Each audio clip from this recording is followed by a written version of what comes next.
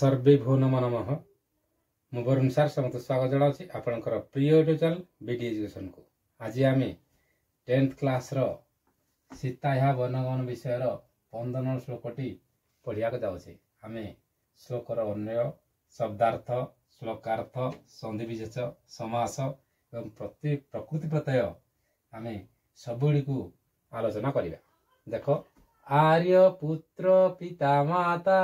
भ्राता पुत्र तथा स्नुषा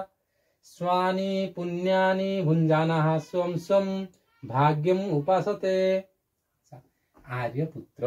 रे आर्य पुत्र कहले कागजी ना से कागजी ना हे स्वामी रामचंद्र को कहते किए ना माँ सीता एवं तथा माने कौन ना सही परी स्नुषा स्नुषा कहले आमर हूँ कौन ना पुत्र बोधवा बोहू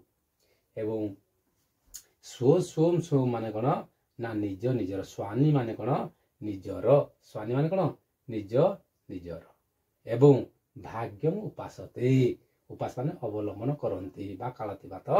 करती। एटा कहला आर्य पुत्र पिता माता भ्राता पुत्र सत्ता स्नुषा हे स्वामी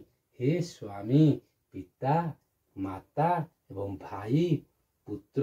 आउ के ना पुत्र वधू बा बहु एमाने कौन करती ना पिता माता भ्राता पुत्र एवं पुत्र वधू बा बहु कौन करते ना निभुंजा नाहा माने भोग करती। कौन भोग करती ना निज निजर स्वयं स्वयं भाग्य पाते निज निजर भाग्य को स्वानी निज निजर भाग्य को कौन करती ना उपभोग करती भोग करती। क्यों माने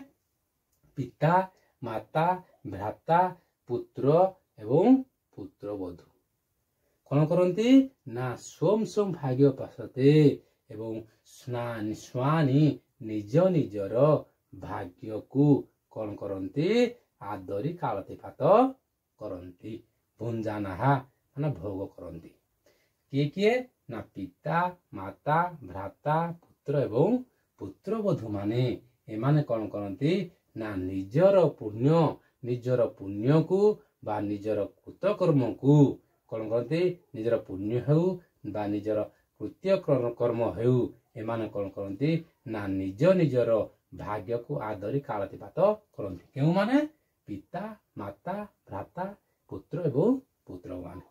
तेणु ये किए कहते ना माँ सीता कहते हे स्वामी पिता माता भ्राता पुत्र से परी पुत्र वधू निजर पुण्य बा कृतकर्म भोग करी निज निज भाग्य को आदरी काल काटी थांती। एठारे महर्षि वाल्मीकि कौन कहते ना आमर कौन कहते ना यही श्लोक माध्यम माँ सीता प्रभु श्री रामचंद्र को कहते जे प्रभु बा हे स्वामिनी पिता माता भ्राता पुत्र एवं पुत्र माने निज निजर पुण्य कर्म गुड़ी को निज निज भाग्य को आदरी से कालतिपात करती। अच्छा देख पे आम यदि कौन करवा ना आर्य पुत्र माने हे स्वामी तथा माने से परी स्नुषा माने पुत्र वधू बा बहु स्वानी मान निज निजर भुंजाना माने भोग करी उपासत माने अवलंबन करती एवं आम यदि यार संधि विच्छेद करवा पुत्र तथा पुत्र तथा एवं भाग्यम भाग्यम पासते से परी समास यदि करवा आर्य पुत्र माने आर्यस्य पुत्र संबोधन कौन है ना षष्ठी तत्पुरुष समास। प्रकृति पद्धति करवा भुंजानाहा भुज प्लस सानच भुजुक्त सानच एवं भाग्यम हेले भज प्लस भजुक्त नियंत प्रत्यय हो। तेणु आम ये श्लोक शिक्षा लाभ कौन कले ना प्रत्येक श्लोक शिक्षा लाभ कले पिता माता भाई पुत्र एवं पुत्र वधू माने एमाने निज निजर कर्म कर जो कर्म करती तार फल से भोग करी एवं निज निजर भाग्य को आदरी कालतिपात करती रोचे। जदि वीडियो पसंद आसो समस्त लाइक शेयर एवं सब्सक्राइब करने को जनाओ भूलिबे।